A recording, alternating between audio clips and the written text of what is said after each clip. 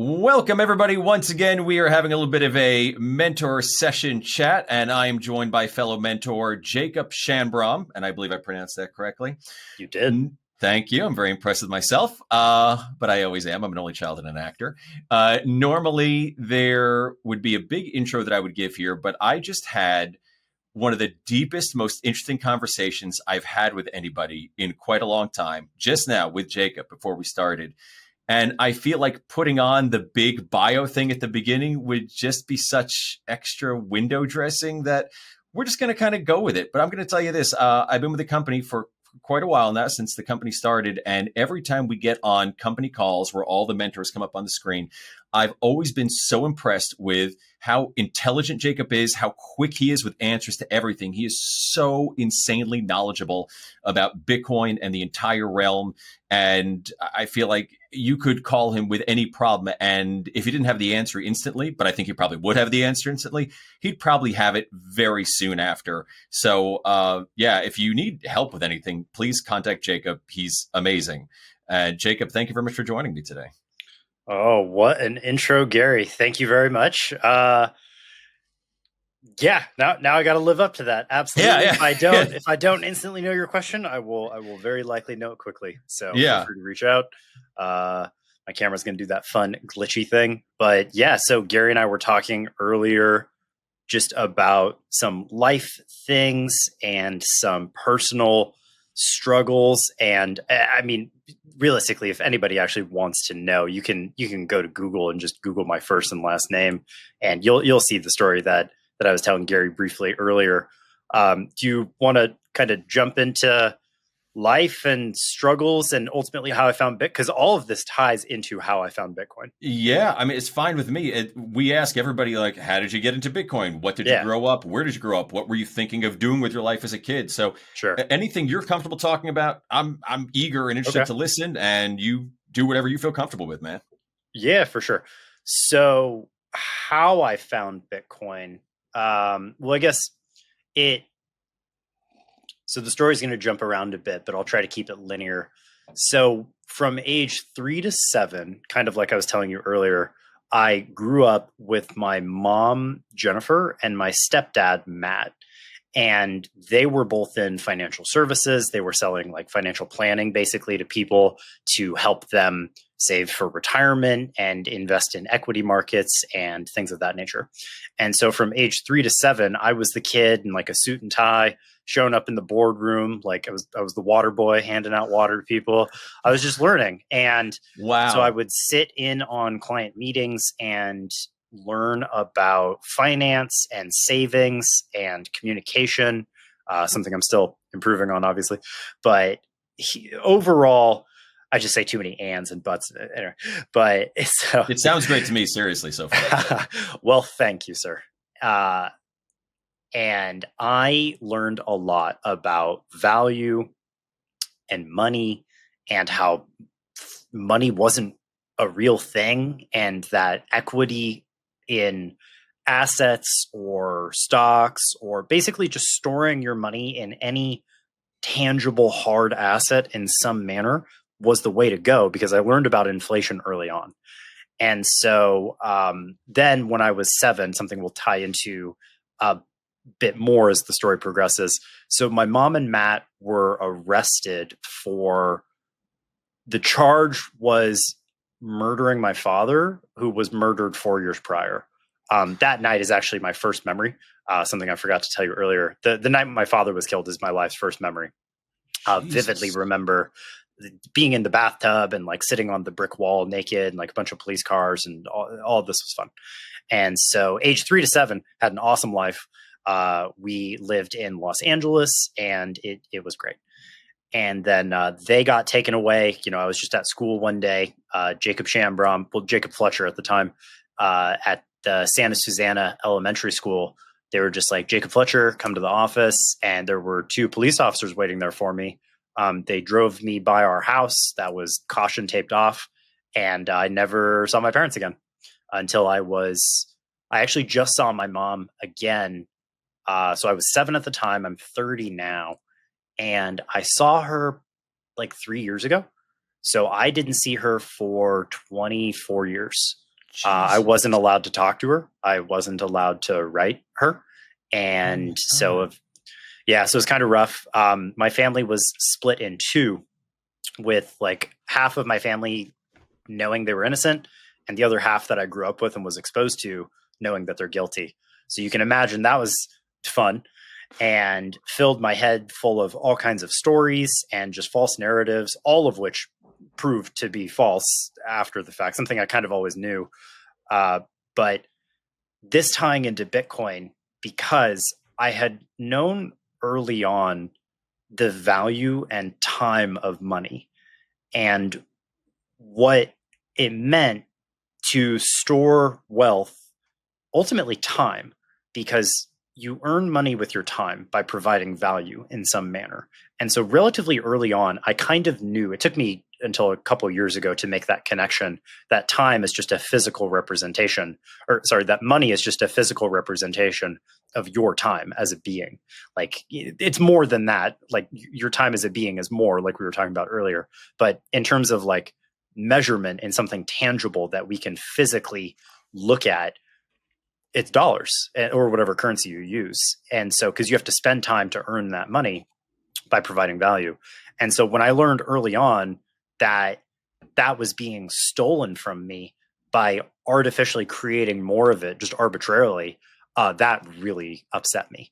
And so through life, I had known the importance of saving, but more importantly than just saving was saving in something that couldn't be fucked with, because that was extremely important to me. I'd experienced a lot of life fuckery, and anything that could be taken away from me arbitrarily for because I said so really got to me. And so I had kind of always been looking for how to protect myself.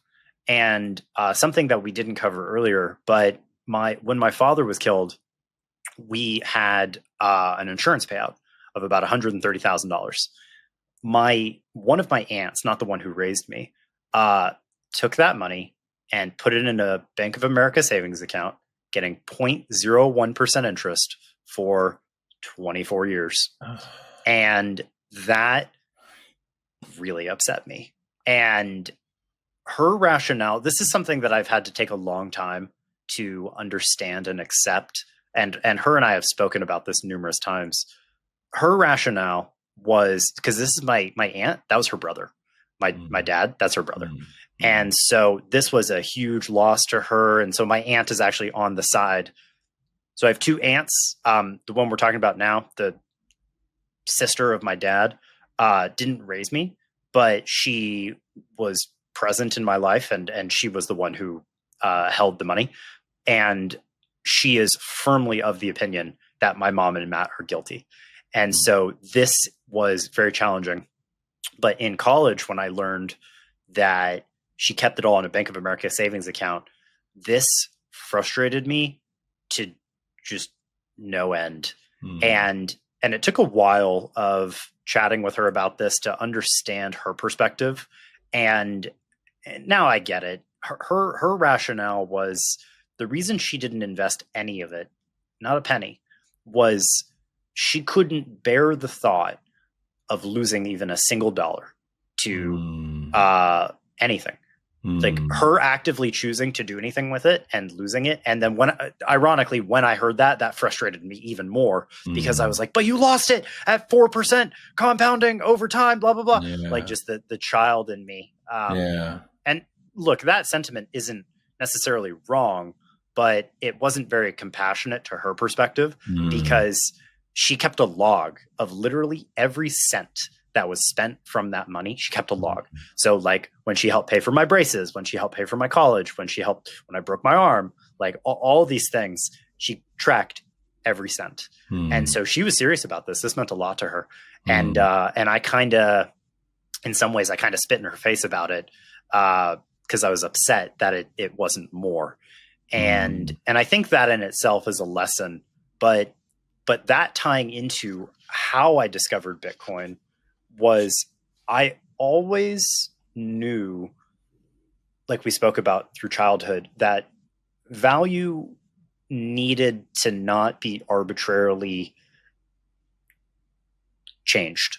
Like you couldn't say I have 10 of something and that's all that will ever be, and then make another 10 more, because that devalues that thing's value proposition. Sure. And so in the back of my mind, I kind of always knew this. So sometime in high school, I can't remember if I was a freshman or a sophomore, but there was this guy. Well, I'll just say his first name. I won't say his last name. His name is Alden. And Alden was known as the tech guy of the school. He was known as the computer guy, the computer nerd. And Alden one day, we weren't friends. We weren't close. It was a very small high school. And so everyone knew each other. But we were talking one day, and he mentioned this new thing that he had heard about called Bitcoin, that was a computer protocol to transfer value that had a fixed supply. And once I heard that, it immediately caught my attention. And I was like, what? Tell me more about that. And he was like, no, it's too complicated. You wouldn't understand it. And that moment I went, okay, you're probably right. Because Alden and I had talked about somewhat similar things before. And when he had said that, he was right. And it, at least for the level I was at then, it was very complicated and I wouldn't understand it. And it probably wasn't something I wanted to spend my time with. And so that was maybe in 2010, somewhere around there. I think it must have been 2010, because I think that's when I was a sophomore. And I then proceeded to not think about Bitcoin until 2018. After I saw the bull run and the crash from 20,000 back down to like 3, somewhere around there. And that's pretty much when I got back in, because prior to that, I had been investing, air quotes, in penny stocks, because I wanted to be a stock trader. That's what I thought I wanted to be. I thought I was going to make my millions. I'd always wanted to be a millionaire by 30, and still not one yet. And I thought I was going to make my millions with penny stocks. So I put like all my money at the time, which was like $200. That's all the cash I had at the time, and into a penny stock. And overnight, this turned to $400. And I, shit you not, Gary, I thought I was God. I thought that I full on thought I was psychic. I was like, out of the 10 penny stocks, that I picked the one that doubled overnight. And so I started reaching out to people over text. I'm so ashamed by this. I started reaching out to people and I was like, I'll double your money. Cause I needed to get to the $25,000 to not, I don't know how much you know about stock trading, but if you don't have 20, it's either 20 or 25,000. I forget the exact amount, but you need that dollar amount in your account. So you avoid this thing called the pattern day trade rule. And the pattern day trade rule is you can only buy or sell the same stock or asset once 3 times. So like, let's say I own stock number 1 and I buy and sell that in the same day. That counts as 1. And I do that again the next day or even the same day. I can only do that 3 times per week. And then I can't do that anymore. So you have to wait until the very next day. If you buy a thing, you have to wait until the next day to sell it if you've already hit your 3-day trades. Okay. Thank you for clarifying. You said you can't do it anymore. I'm like, forever? Like, No, okay. Okay. Yeah. For one calendar. Yeah. Gotcha. For business trading week, which is 5 business days. Okay. And the problem with that is if I wanted to be a day trader, I needed to be able to get in and out of assets quickly. So I started reaching out to everybody I knew and I was like, give me your money. I will double it, blah, blah, blah. And I had like a hoard. Oh, I forgot to mention this because I don't like to think about it, I think. So instead of doing the smart thing of buying Bitcoin, I bought silver coins. I went all in on silver. I owned like 20 grand of silver coins. Like actual physical silver coins. Physical silver bullion coins. Right. And this is how I started to get into that 10 coin thing I told you about. I bought a really rare coin. They were like, there's only going to be 10 of these. And I was like, oh my God. And so I bought one. It was like $400 for an ounce of silver, which the raw metal was worth like $18 at the time. So I overpaid by however much multiple that is, like 20 times, somewhere around there. And then like 2 weeks later, they released a version where it wasn't the exact coin because they put like it was a silver panda or something. And the coin itself was still a silver panda, but it wasn't the exact silver panda, because in a smaller portion of the coin, they put a little dolphin. And they said, it's a silver panda with a dolphin. And then they released 50 of those. And then they didn't stop there. Now there's a new one with a tiger. And I was like, you motherfuckers.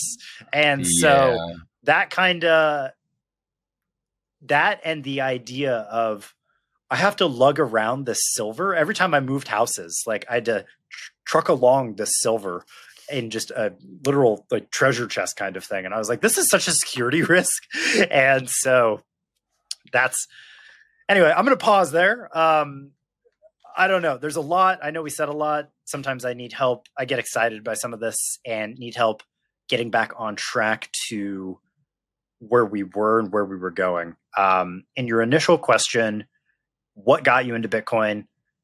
And so that's kind of what got me in, and how I found out about it was I was introduced to it as a child, the concept in high school. Alden introduced me to the word Bitcoin and the general concept of what it was. Obviously learned much more later on. But then after 2018, seeing the crash down, just a chance Reddit post was how I got back into it. I saw somebody post saying Bitcoin's dead, saying it dropped from 20K to 3K. I was like, I've heard that word before. And I looked at the chart. I was super into charts at the time. And I was like, oh, wow. Because this was my value proposition on silver. This is the same thing. I was like, oh, silver went from like 50 an ounce when the Hunt brothers I don't know if you know, when the Hunt brothers cornered the silver market. No. Okay, that's fine. So people basically bought up all the silver, physical silver, and then bought silver futures. So they spiked the silver price per ounce to like $50, and then it crashed down to like 18. And that was the same thing with that penny stock I was telling you. This is not a good trading principle, by the way, necessarily for anyone listening to this. In general, if something goes way, way up and then crashes way, way down, don't buy it. In general, don't do that, because you're probably not going to make your money back. And so I never did with silver, and I never did again with the penny stock. I did with Bitcoin. This is the one thing that you always got to be careful with saying this time's different. But this is the one thing that no matter the ups and downs, like during COVID, for example, when we went from like 10,000 to 3,000, that happened in like an hour. And I went and bought a crap ton more. And so this is the one thing I think in life that I've experienced where it's like, this can drop by like 70% and I'm just going to buy more. Yeah. Agreed. Yeah. And it didn't occur to me that isn't something that you should do with anything else until you just said it. No, do not do that. Yeah. So that's what I did with silver. It went to 50 and went back down to like 12 at $50 per ounce and back down to $12 per ounce. And I was like, oh my God, I'm all in silver. And I did. And it fluctuated from like $12 to $20. And I think it's still at like $23, like 6 years later. So broken even maybe. But all that time, I think about, and I'm sure every Bitcoiner has this story to a degree. If only I got in. If only I put $10 in when Alden told me about it in 2010, I'd be a quadrillionaire or whatever it is. Everybody has that story, and it's just like similar type stories. Yeah, you can't let it hold you back though, because it's like that's always going to be the case. If I bought Amazon when it came out at $1 a share, like it's always the same thing. Yeah, it's always the same thing. We talk about Bitcoin and how life-changing it is for people sometimes, and how it gives such a different perspective just in things beyond Bitcoin. What you were talking about at the beginning, obviously, as far as I'm concerned, is way more important than Bitcoin. And I think Bitcoin is damn fucking important. I think it could go down as one of like the 10 or 5 greatest inventions ever in mankind. But that said, to your life and your life experience, I don't know if it's the most important thing. And I guess in a roundabout way, I'm trying to ask, have you getting into Bitcoin, has that changed your perspective in other ways of things you've went through? And it may not have. I don't know. It has it? Yeah, it has to. Once you understand what you're dealing with, then I guess to say it has to is a little inaccurate, because like you could trying to think about how to phrase it. Like, I'll just make it simple. Yes, and if you understand what you're really dealing with, it has to. Because up until I truly understood what it meant to own Bitcoin and own my own private keys, I'd never experienced something like that. Like I didn't know that, because I never thought to ask. What I was telling you earlier about my early life from age 3 to 7, I was taught to question everything. Sure, trust to a degree, but verify. Like if somebody tells you something, like, and it seems okay, good, but maybe go check it just in case. Like especially if you're going to make important decisions off that. Yeah. And so that's what I grew up with as like my fundamentals. But then essentially from age 7 to 18, it wasn't that at all. It was just do as I say and don't question me. And so that kind of became my paradigm of life. Don't question things. They just are what they are. And you're what you are. And in some ways, you're not good enough to question them. Like, who are you to question authority? That's what I grew up with. And that was very damaging and very, very challenging. Because I knew the entire time, because of my early childhood, I knew that wasn't right. But trying to explain to somebody who didn't have that paradigm and didn't have that life experience and was bigger than you, like my parents, my aunt and uncle, was really tough, because I didn't have the emotional intelligence to explain it to them in a way that they could receive it for where they were at. And it was always perceived as me being a know-it-all and talking back. And the truth of it was that's exactly what was happening, because I didn't have the knowledge and the perspective of understanding where they were and their lens of how they saw things. So what it really was me telling them, hey, you're wrong, which is never really well received, telling people that they're wrong. No. I've yet to have a life experience where I just outright tell somebody, hey, you're wrong, and then be like, oh, you're right, tell me more about that. Like very infrequently that kind of happens, and you always challenge their ego to some degree. But so when I learned what Bitcoin was and I started to kind of get back to my roots of how I grew up and the ways that I was taught to think in early childhood, I looked into what Bitcoin was. And like most people, I'm pretty sure it's hard to remember because this was a while ago. I'm pretty sure I just aped into the asset, because the silver and the penny stock story, I'm pretty sure I just aped in and probably lost like 10% immediately. And I was like, what the fuck? And then pretty quickly it doubled from like 3K to 6K. And I was like, oh my God. And so the same thing with silver happened, or not silver, the same thing with the penny stock. And that is probably, that in itself, the doubling was probably why I stuck around for so long. Because and at least initially, because I'd been chasing that high for a while of that penny stock experience, and I didn't get it with silver, and I didn't get it with any other stocks, and I didn't get it immediately with Bitcoin, but it then did happen again. It rebounded from like 3 to 6K and somewhere in like 2018 or something. I don't know exact numbers, so somebody fact checks me on this, and they're like, "That's not what happened." It's like, all right, chill. That's not exactly what happened, but to a degree. So number went up for sure, and that caught my attention. And then I did what most people do, is I then started researching on what is this thing I'm even dealing with. And the deeper I researched, the more I understood that this is a asset that I can own, just me. If I wanted to, I could die with it. Nobody could take it from me. Nobody could artificially inflate the supply. And tying into what we spoke about earlier about like some of the traumatic childhood experiences I had of like my dog being given away when I was a child for like my aunt and uncle. That happened twice.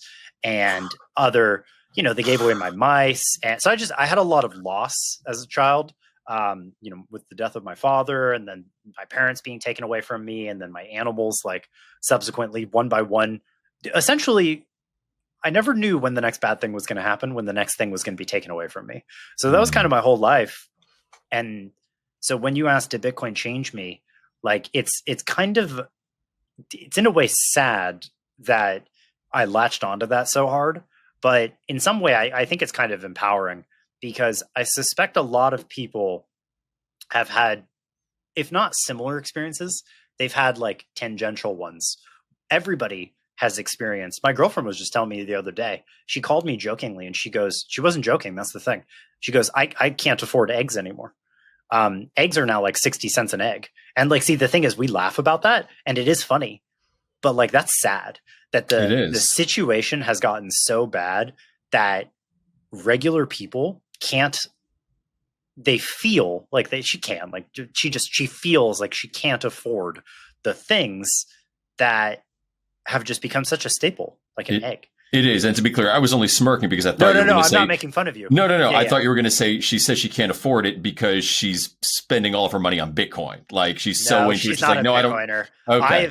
I have been trying to convert her to be a Bitcoiner for like 6 years now, and slowly but surely, she's getting there. But she's considering buying the ETF, and Hey, she baby owns steps. a little, yeah. So she owns a little bit. I don't even know exactly how much because we kind of have like that rule of you never really verbalize exactly how much you own just because it doesn't serve you. Honestly, even to loved ones, because like she doesn't actually know exactly how much I own either. Because my core theory is always, for example, what if she gets kidnapped and like ransomed for it? And I'm like, I don't. It doesn't help you to know exactly how much I Yeah. have because then like that there's no bargaining power there, No, and just that I'm kind with of you. yeah, yeah. Yeah, I'm with So you. The only reason I even told my lady like all the details is because we have kids, and if something ever happens to me, she needs exactly. to know. She She needs needs to to know how know to get where it. it is and how to get Yeah, it right. how to get it. Exactly. So I mean, she could at any moment she could rug me at any time she wanted Yeah, to, yeah. and that's actually part of what I was looking for in kind of a life partner is, I wanted somebody I really felt like I could trust. And that was very, very important to me. But, like you said, we're ultimately human. It's fair to ask, can you ever fully 100% trust anybody? I don't know. I don't know. Yeah, that's the thing. Like I speak with like older neighbors about this who've been married for 50 years and they say that's what the true connection is, knowing that you can. And it's difficult for me with some of the experiences that I've explained to have that just because I have trusted and I've just been burned so many times. I don't know. That's something that we're personally still working on in our relationship and what that all looks like. But to get back to the question you had asked of does it change you? It has to, because to have something that you have, if you want to use it in the way that you can, you have to understand what you're dealing with and set it up in a way so that not only it can't be taken from you, but that you don't accidentally take it from yourself in the sense of like, if I post my private keys online, like that's not somebody taking my Bitcoin. That's essentially me taking it from myself by giving somebody else the Yeah. ability to do that. And so you have to be cautious of the power that you have. And it's not like an anxiety driven caution. Like there's always a small degree of that, the question of is my setup as safe as it could be, etc.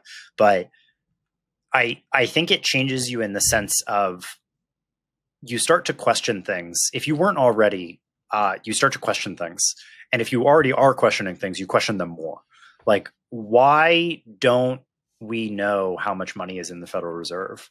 Why can't we verify that our vote in the US election actually did what we wanted it to do? Like these different things, how can I verify that the money in my bank account's actually there? It's like, well, you can't. And then you tell like normies this, like my family genuinely does not know that the money that's in their bank account is legally the bank's property and that they have an IOU to it. And that I don't know if you know this. I've experienced Bitcoin. I've experienced Bitcoiners who don't know. Like if I don't actually know where you are in the world, but in the U.S. banking system, when you deposit money into that bank account, into the savings or checking account, you are legally giving up ownership to the bank. And they are now not only the custodian, but the legal owner of that funding. And they have an IOU to you. And during COVID, what they did was not only did they reduce the total reserves that the bank is required to keep on hand. I think it was 10% previously, and it's down to 1%. But not only that, but they made it so that, because previously a bank could only lend out your money from your savings account, because the reason that they gave you savings in interest was that they loaned out that money to other people or businesses, whatever. But during COVID, they changed it so that they could do the same from your checking account. So like now banks can lend out money. Not only did they reduce the total capital requirements from 10 to 1%, but instead of just the bank being able to essentially fractionally lend out your money from just your savings, one that you had agreed to in advance because they were going to give you 0.01% interest, they could do the same from your checking account. So the thing that I noticed was the rules were always changing, and they were almost never in my favor. And so when you say, does Bitcoin change you? Yeah, because this is the thing. This is why Bitcoin often, like, so something you kind of asked earlier, who are some of my Bitcoin heroes? Eric Kaysen, for sure. And American HODL. That's okay. So yeah, you'll like him. He's very into like philosophy and anarchism in Bitcoin and what anarchy truly means. Because previously I thought it meant like fuck the government, blah blah blah. But what it really means is like the sense of what I think it was meant to be is the government. People shouldn't be afraid of the government like we are now. The government exists to serve us. And so like the government is people and it is us. And the only real reason I think we're saying fuck the government now, like, or people have that sentiment, is because it's clearly not by the people for the people. It's by the people for itself. And that is not great. And so hearing HODL and Eric talk about these things and talk about how Bitcoin plugs into that, because one of the things that I've heard them say, I don't know if Eric said this, but I've definitely heard HODL say this, Bitcoin's true fuck you money. Like, you cannot, if somebody has their private keys, there's literally nothing you can do to stop them. Like, I guess unless you physically imprison them, but anybody who holds their private key at any time can send any transaction in any amount to anyone they want. There's literally nothing you can do about it. And that, to the rebel in me, was so unbelievably empowering that I was like, oh my God, I can never, the child in me who was told what to do and without explanation, and that part of me, when it found that out, I was like, I will never be stopped again. And so that was super exciting. I mean, what you do with that what you will, but the idea that your money can't be taken from you, can't be artificially inflated, and you can't be stopped from doing whatever you want with it.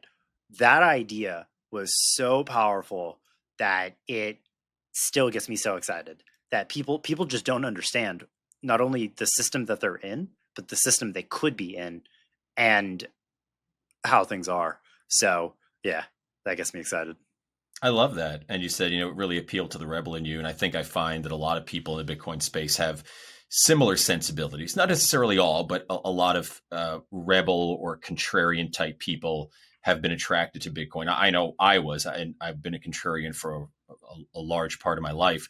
And, like how you were saying you were angry at your aunt earlier for the way she handled the money. But in your later years, you've really tried hard to see and consider her perspective. And, when we're kids, we hear, well, intelligence isn't wisdom. There's a difference between wisdom and intelligence. And I don't think when we're young, we really quite grasp that. Like, it's just old people talking and some pat cliche. But I feel like there is something to that. And in the sense that I know I'm a contrarian. and I do have to, I try as best I can. I try to ask myself, as I've said this in another podcast interview, everybody's doing X, so I'm going to do Y. Am I doing Y simply just as a reactive while everybody else is doing X? Or is it because I've actually sat back and considered the pros and cons? And yeah, no, Y genuinely is the right way to go. Because as you sure know, if you're just doing the opposite of everybody else, that's just as bad as being a sheep. You're not actually thinking for yourself. You're just saying, well, I'm just going to do the opposite of what everybody else does. So yeah, I guess what I'm wondering is even that could be what if that's the wrong, like, what if you didn't make an educated decision to do that and you ended up being wrong, and the only reason you were doing that is because you were, I guess, kind of annoyed at everybody else and their decision making, so you're like, I'm not going to be like you. But like, what if in that time that was actually the thing to do, and the reason that you did what you did was just because you wanted to be different? It's for sure worse, because I think there's a difference between, like what we were talking about earlier, seeking truth and making the best decision with the inputs that you have, and sometimes taking a gamble. Like for me, when I initially got into Bitcoin, that was a gamble. But same with silver, same with the penny stock. Like it was a gamble, and a gamble that paid off. And then in hindsight, when I did research and actually understood, oh no, that wasn't a gamble at all. I was right the whole time. I just didn't know why. Yeah. Do you think that Bitcoin has contributed to you being a wiser person? And I don't know. I don't want to put too much on this because I don't want this to. I don't want this to seem like, hey, everybody listening, if you embrace Bitcoin, like all the tumblers of all the locks of your psyche stop. Just keep asking. Yeah. I mean, do you feel you're in an emotionally different place? Has Bitcoin contributed to that? I guess the idea of, you were saying when they took your dog, you couldn't trust anybody. Bitcoin, I feel, is something, we say don't trust, verify, but the protocol itself, you feel like, is this something that you can finally trust? And can that in any way help try to build trust with other people? Because it's wonderful that we can trust some inanimate thing like Bitcoin, but we all are ultimately social creatures. And we do, I think, value and cherish being able to be close to and trust other people to some degree. I would think that's a universal thing, but maybe I'm wrong. No, you're not wrong. Is the question, has my experience in Bitcoin helped me become wiser and more emotionally intelligent when interacting with other people? Is that kind of the sentiment of the question? I guess you put it better than I did, because I think I was asking almost two separate questions: more wisdom and better able to connect. And I think that's maybe two separate questions, but has it influenced either way? Well, I'll answer the second one first because it's a little bit easier. Has it helped me connect with other people?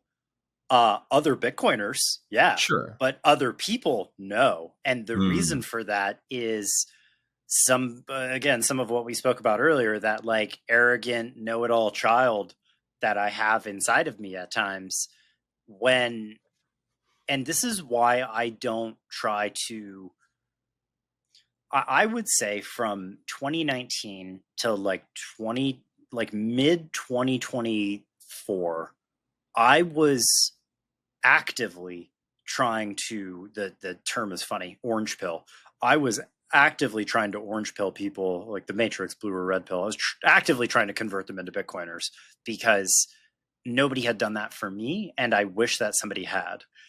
And all that I found was that, and it's likely the way that I was going about it, because I was very being a know-it-all and telling people that they need to do something.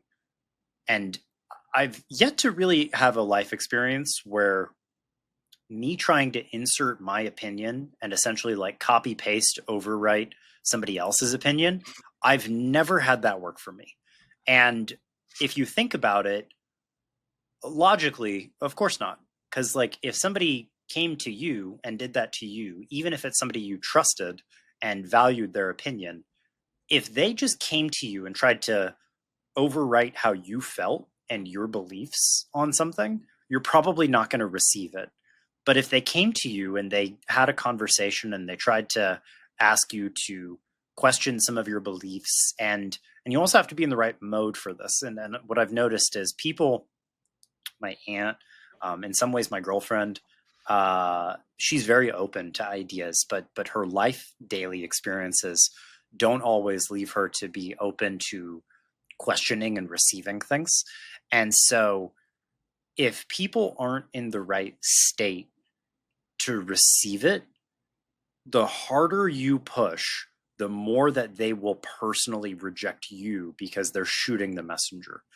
Yep. And so, no, I have not found it to be able to connect with people, at least at the level of passion that I have for it, in helping them change their lives, because they're just not ready for it. And that's okay. Mm. And that's taken me a long time to appreciate. I used to resent them for it. And in some ways, if I'm honest, I still do, because I think that's just a part of me. Like, I'm proud to say it's an ever growing smaller part of me. But when somebody says, like my neighbor, our money doesn't need to be, it has to be inflationary. And I was just like, why? And he tried to explain this to me, and he rambled for like 20 minutes. And he's just kind of like, to even say he rambled is judgy and offensive. So see, in real time, this is something I'm still trying to work on and trying to not judge people for it. But when he said it had to be inflationary, and his reasoning for it, that he explained it to me, and it didn't necessarily, I didn't agree with it, and it didn't make sense, and I just agreed. I was just like, and this is something, that emotional intelligence aspect, I was like, I think this is something that we're just going to have to agree to disagree on, because I personally believe this and you personally believe that. And I think that's just kind of where we're at. And he was just like, fair enough. And I was like, fair enough. Well, thanks for letting me say hi to your dog. See you next time. And so it's things of that nature, but the seeds are there, and the seeds get planted. And so, without laboring this point more, it does help me connect with other people, because I have a perspective, and I've, to a degree, I've always had this perspective with some of the life experiences that I've had, but now I have a different perspective, and that's the money. The money is broken, and I can see it, and I see it everywhere. And it's always interesting to me when my neighbor, for example, the way this conversation got started was we were talking about gas prices in Los Angeles, of going from like $4 to $5. And it's like, ooh, gas is pretty expensive, huh? And talking about the price of milk per gallon. And I was like, the reason that's happening probably is because it's the money.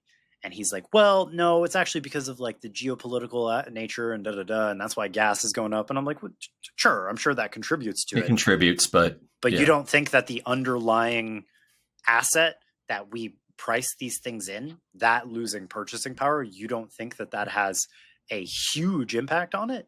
And he was like, not really. And I was like, why? And he's like, oh, I just don't think it does.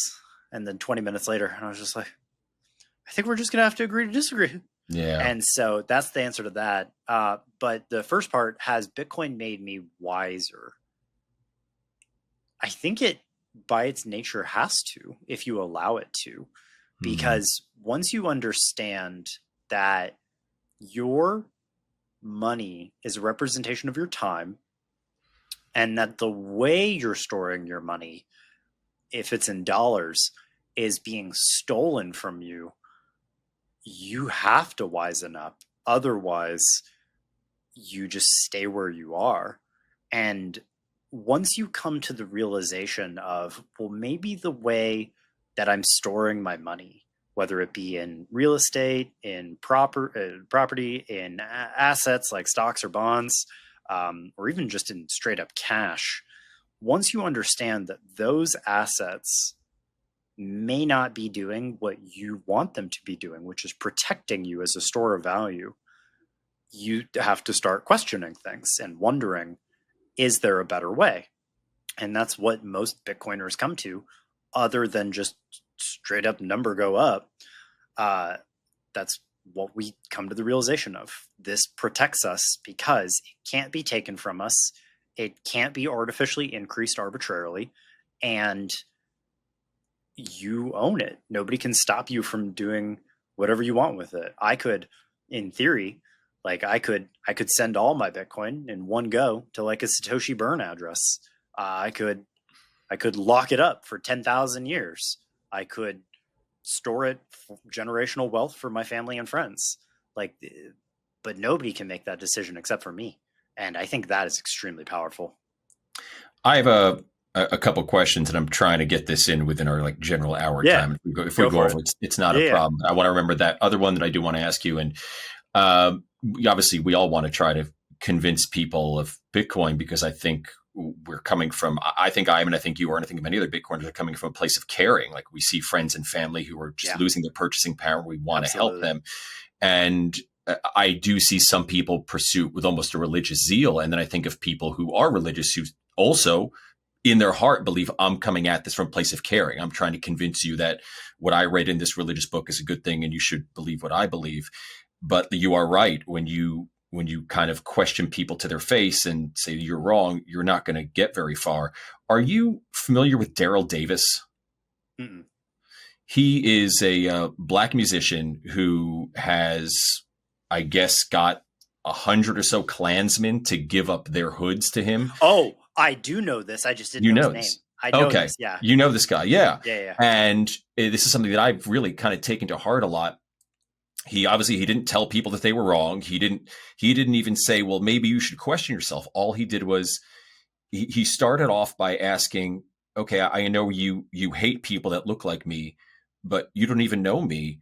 Why do you hate me? And he didn't do it in a combative way. It wasn't in That's an the thing. angry. It was just trying It's to the tone and the the energy and the tone. intent. And he was trying to understand. And what he did, and I think more or less, he just let people talk. He said, tell me what it is. I'm here to listen. I just want to understand. I'm not here to tell you that you're wrong or you shouldn't.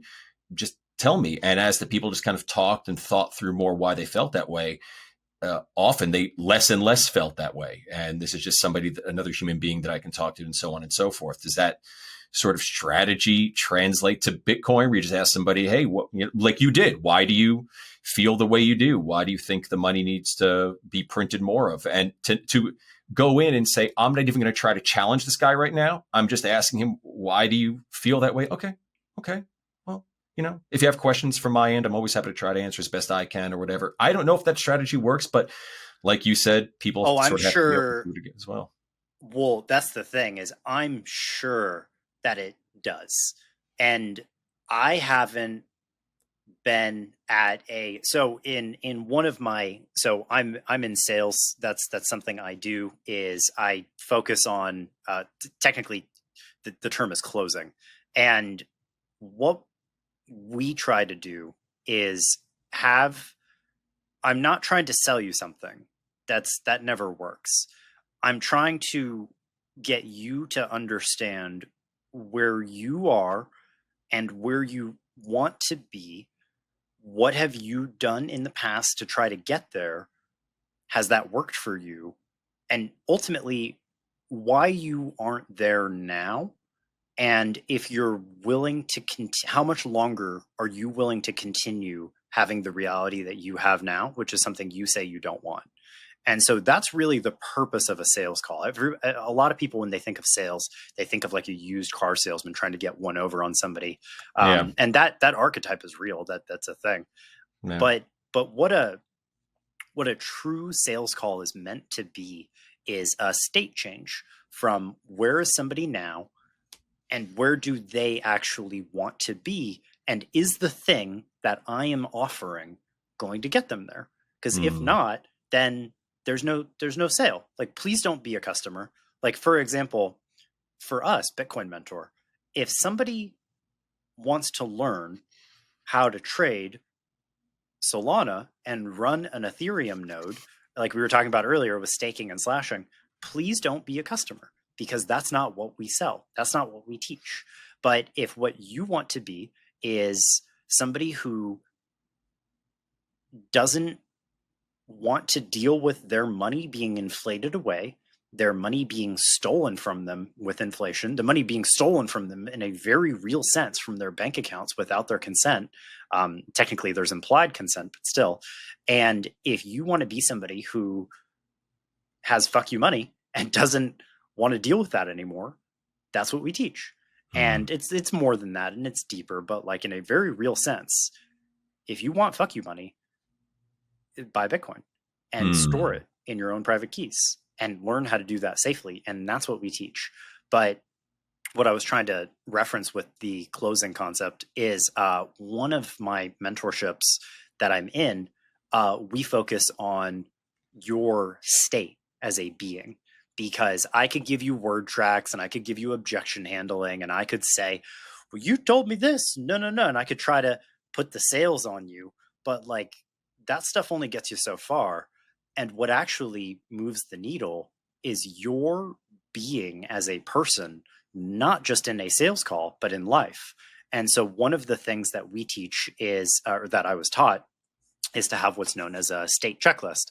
And I need to update this because like the scribbling isn't great, but like my state checklist and something I read every morning and before every call, the very first thing is relaxed stillness, because I have a lot of the trauma and the storm of thought of, because one of the things that I forgot to mention is when I tried to have these conversations with my aunt and uncle about how things were and how they could be and how I felt like they should, there was a lot of just being shut down and just authority and do as I say. And so there was no time for an intellectual conversation to question ideas and beliefs. It was just do as I say. And if I didn't have a very quick instant rebuttal as a good enough answer instantly, then I was just, no, Jacob, you're wrong. No. And it was done in a very forceful way. So I was always having these conversations with myself. There was actually conversations with, I was always having conversations with other people. That was actually just conversations with myself, trying to perfect this instant rebuttal. Yeah. And this if storm they go of here, thought, I'm going to parry here. yes, And exactly. Yeah.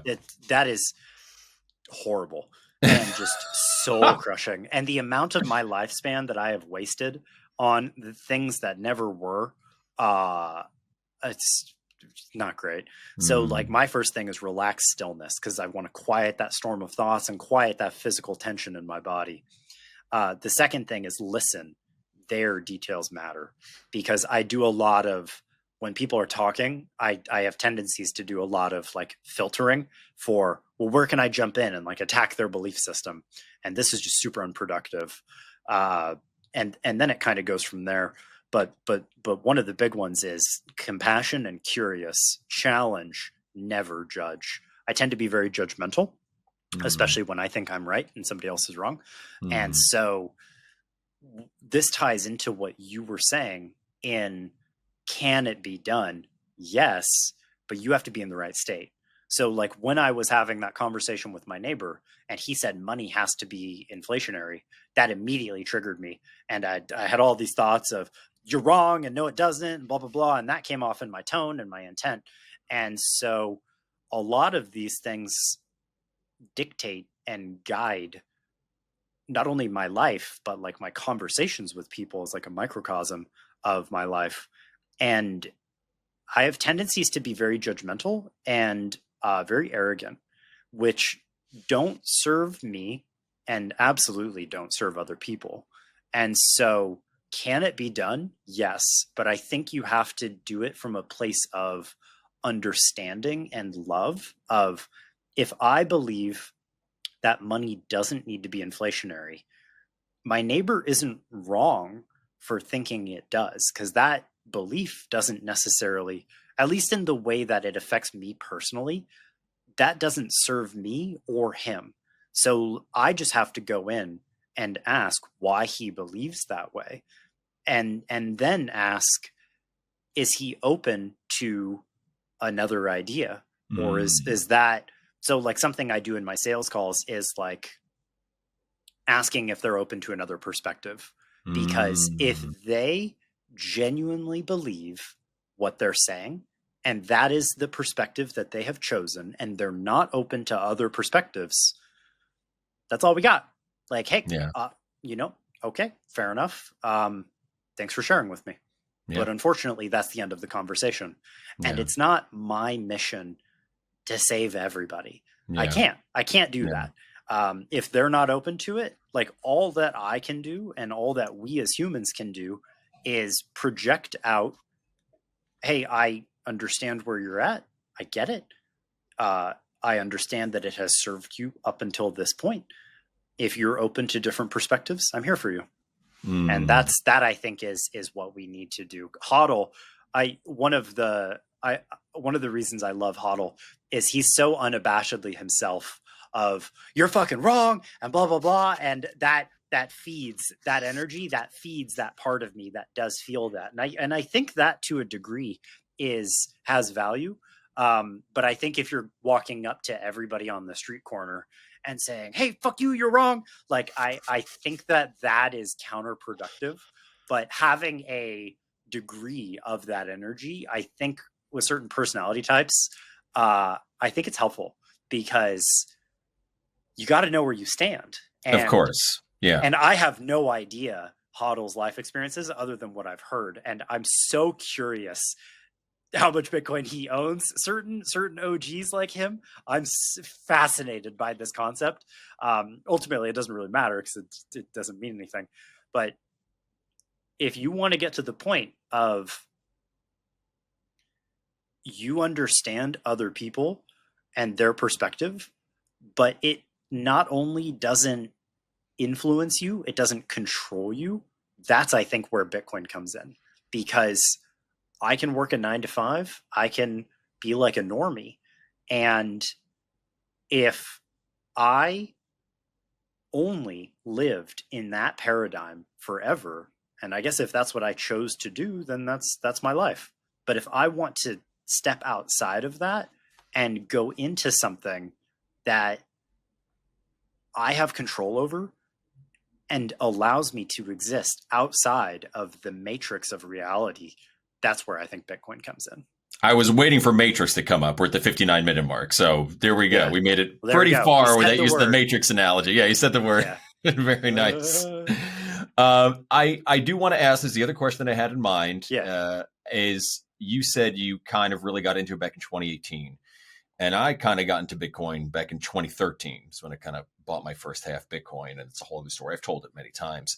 And yet you are so far more knowledgeable than I am. And that could just be a reflection of you studying more. Maybe you're just flat out smarter. That could very well be the case. But I think part of what we strive for at Bitcoin Mentor is ideally we want to help people to the point where they can help themselves. And if people can figure out how to do things, we always welcome people to come in, but they can figure out how to do things on their own. Great. We love that. So would you mind sharing any of kind of like the roads you've gone down, things you've listened to or read that kind of helped you become the knowledgeable person you are? Oh, for sure. Yeah. So that's a really good question. So I didn't even know what a wallet was probably until like 2019, 2020, maybe like a year and a half, 2 years in. Wow. I didn't know what that was. I didn't just like owning a stock. Could I take physical ownership of my like stock that I own of a company? Like, I guess you could, but good luck. And so I didn't know that was a thing. It was almost exclusively number go up. And I was because I just looked at it like an asset. In the first bit, like I was telling you about, like wanting to be a stock trader, like the penny stock experience. And so I was just looking at it like an asset. But once I started to understand what it was, and then I found out that you could own the private key, and I was like, really? And so then that led me down to hardware wallets. And my first wallet I think it was a Ledger. And so I bought a Ledger and I stored it. Yeah. And God, I hate that thing. Like interacting with that thing for more.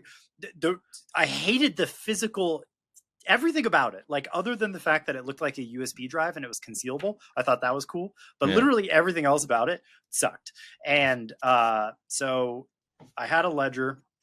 At some point, I moved to Trezor, and that started me down the path of various other coins, because I was like, oh, well, Bitcoin has value, then maybe Litecoin does, and maybe Ethereum. And I made 20 grand on Doge, and that was cool because I put $200 into Dogecoin because I owned, I think it was like 130,000 Dogecoin or something like that. And the thought process was as simple as, I think it'd be really funny if I turned, because if Doge got to $1 and I could buy 130,000 Doge, I was like, I think it would be really funny if I turned $200 into $130,000. So that was the trading value. That was the whole concept. And I never got to $1, but it did get to 70 cents. And so it went from like, I cashed out like $2 grand, and then I cashed out like $4 grand, and then I had some, and I let it ride. And when it got to like 70 something cents, I had like this cohort of like people that I was interacting with, and they were all hold to $1. And I remember it felt very toppy.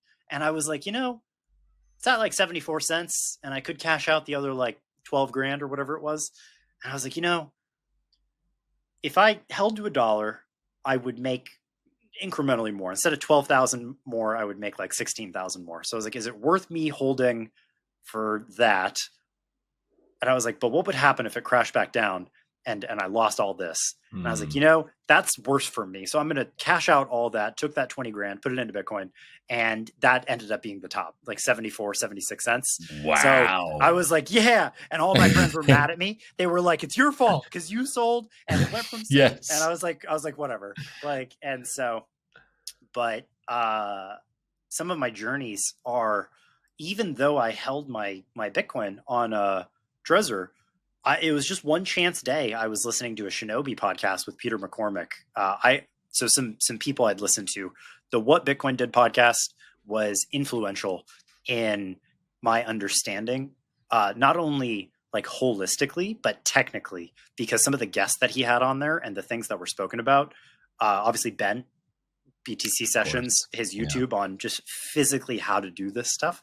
But some of the theory was instrumental on Shinobi with Peter, because I remember I was taking the trash out one day and I was listening to this, and Shinobi was like, yeah, if you use any of these centralized hardware services, you just doxed all your coins and your entire transaction history to them because you don't run your node, because you don't own your UTXO. And I was like, ooh, what the fuck is a UTXO? Thank you. And I was like, I thought I had Bitcoin. I thought I had 1 Bitcoin or whatever the denomination was in my thing. I 0.1 Bitcoin, 3, whatever. And I was like, I thought I just had Bitcoin. What's a UTXO? And so then I started researching more, and I was like, oh my God, I'm such a noob. And then I started down the rabbit hole of running my own node and what a CoinJoin was, and having my own UTXOs like separate so I don't dox them all with each other, and my entire transaction history. Because like there's transactions that I've done with people who like, they'll send me Bitcoin and I'll look, and that guy's got 50 Bitcoin sitting in that same address. Like it's just, he's spending and he's got change, and like I see his entire transaction history and he's just sending and receiving from that. And I'm like, is that what I was doing? And so that's some of the lesson, and some of the other hard lessons. Sending $800 worth of Bitcoin when Bitcoin was at 4K per coin to not only the wrong address, but the wrong type of cryptocurrency, because I was messing around. So that's like one of the worst mistakes you can make, is sending to the wrong address. But not only did I do that, I sent it to the completely wrong. I still don't know why Trezor allowed me to do that, because it just wasn't a valid Bitcoin address. And so because I was going around, this was in like my crypto day of, I have this coin, and I think I was tallying, I was doing some mental, the word, I'm just gonna say it, some mental masturbation on how much I owned. It's okay. I do regular masturbation. That's probably healthier for you. All right, there we go. So I was sitting there doing like mental masturbation, like tallying up how many coins I had and the current dollar value, and I was like, yeah. But then I had to do a transaction to send $800 to somebody, and I didn't realize that I had copied an address from one of the other coins inside Trezor Suite, and I sent it because I checked if it was the right address, and it was, but it wasn't the right type of coin. And I wasn't at a point in my journey where I would recognize that. And the moment it sent, I looked and I realized what I had done. And I was like, oh my Oh. God. And so I tried to get it back. No. No, you can, and I don't want to go down this rabbit hole. I don't think I have the time to this, but now you make me wonder, like if you send it to, an Ethereum address or a Nope. Dash address or whatever, like Gone. what even happens to I the ledger itself? Like where does it go? I don't I know. I don't know. I don't know if this was like a glitch in Trezor Suite or like what happened, but it it was gone. Weird. Yeah. So I mean to this day, so $800 worth of Bitcoin roughly at 4K per coin. It's zero point Oh, 0.2 Bitcoin. So no. yeah, 20 grand in current value. So that was fun. Yeah. Oh. So some of the mistakes that I've made, lost a private key here and there with who knows how much Bitcoin on it, because you jump from wallet to wallet and address to address because you're trying out new stuff, and you accidentally destroyed the prior thing you thought it was a different thing. So I've made, like, most mistakes that you can think of. I feel like I've made them just by trial and error, which is one of the value propositions that really attracted me to Bitcoin Mentor in the first place. And it's like, if we can prevent somebody from having to make some of those same mistakes, losing a coin in an exchange hack, an exchange rugging you, sending to the wrong address or type of coin for some reason, and losing a private key. If we can save people from not only one knowing that that's a thing that could happen, because I think a lot of this is just education, like obscurity. Like, people don't know that the exchange that they're using could rug them. People Mm-hmm. don't know that if they store their coins in like a hot wallet, that the hot wallet could rug them. Yeah, and Or you like, don't know what you don't know. exactly. And so helping save somebody, like when Shinobi said your UTXOs, I was like, what's a UTXO? And he's like, run a node. And I was like, what's a node? And so I would never have known that until somebody said it or I saw it. And sometimes you don't know how important the information is until you'd been doing something one way. And then you're like, wait, what did that person just say? So yeah, those are some of the experiences. I think that's perfect. And Jacob, I could talk to you all day at the risk of giving too much of a job for Nathan, and we're going to try to end it pretty soon here. But I think that actually is kind of a great place to end it. Jacob has made all the mistakes, so you don't have to, basically. And I think it's a great thing that we try to do here at Bitcoin. Let's make the mistakes so you don't have to, here at Bitcoin Mentor, rather. Jacob, where can people find you, whether on social media or email or website or whatever you want to share? Yeah, good question. Honestly, here at Bitcoin Mentor, like here in our Orange Circle group in the back end, my email is jacob@bitcoinmentor.io. I am pretty active on X. My username is Zorg621, Zorg621. I do need to update it to be just me. I've yet to do this, but I got a X verified account, and I just need to. I think originally I was like, oh, I'm scared to dox myself, but it's like, eh. So I'm just going to change my username on there to something more accessible, and so true username to be determined. I have to ask, is that a Fifth Element reference? No, and people have been asking me this for over a decade. Zorg621 was my username on RuneScape, where I first experienced the I'll double your money scam. Like, hey, give me your armor, I'll make it better. The armor trimming scam. So that was my username on RuneScape. That was like my first true being scammed experience, was somebody saying they'll trim my armor, they'll double my money. I experienced both of them. And so I wanted a cool username that started with Z. And then I watched the movie The Fifth Element with Zorg. And so the true answer is no. But at other times in my life, when I didn't want to give the full explanation, I just say yeah, because it's easier just to say yeah. No, it's not a Fifth Element reference, though. Dude, I mean, I don't know. I'm not one for marketing. I don't know if you really need to change it if that works for you and it's what you're My known by. username is Zorg. I'm the Fifth Element guy, and that is me. And give me all of your money. I will double it. I will trim your armor. Send me your coins. I will double them back. I'm just kidding. Never do any of those things. You will lose all of your money. Never expose your private key. Never send your Bitcoin to anybody unless you know what you're doing. Come to us at Bitcoin Mentor. We will teach you how to do all of these things and more. Perfect. I couldn't have said it better myself. Jacob, thank you very much for joining me. It was a fantastic conversation, and I definitely want to talk more after we end this interview. Thank you very much, sir. Thank you.